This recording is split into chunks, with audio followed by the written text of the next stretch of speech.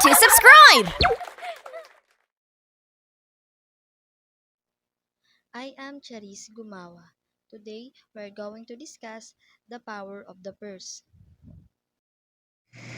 What is power of the purse? The power of the purse is the ability of one group to manipulate and control the actions of another group by withholding funding or putting stipulations on the use of funds. The power of the purse can be used positively or negatively. Who really holds the power of the purse? It has always been the popular belief that Congress has the spending power or the sole authority to appropriate public funds. Of the three branches of government in a democratic system such as the Philippines, the executive holds the power of the sword, judiciary the pen, while the legislature has the power of the purse. In a particular, House of Representatives is designated by the 1987 Constitution as the chamber of Congress where all appropriations should exclusively originate, with the Senate having the right to propose amendments.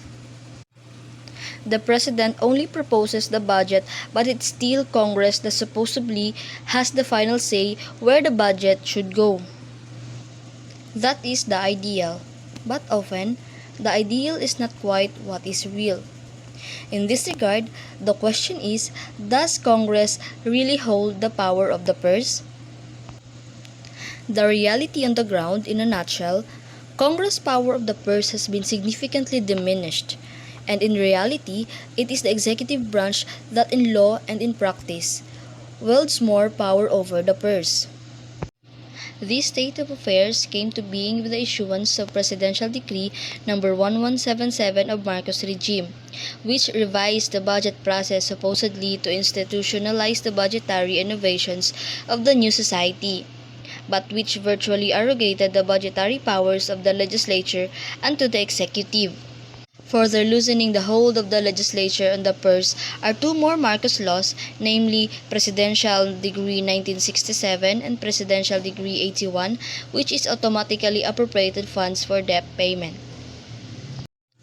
The Revised Administrative Code of 1987, or the Executive Order No. 292, which is now in effect, defines the powers and limitations of both the executive and the legislature in the preparation, authorization, and implementation of Annual Generation Appropriations Act or the GAA.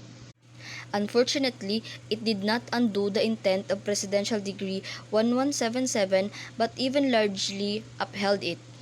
Contrary to the principle laid out in the 1987 Constitution, which took effect after EO 292 of Congress having an active, not passive, participation in the budget process.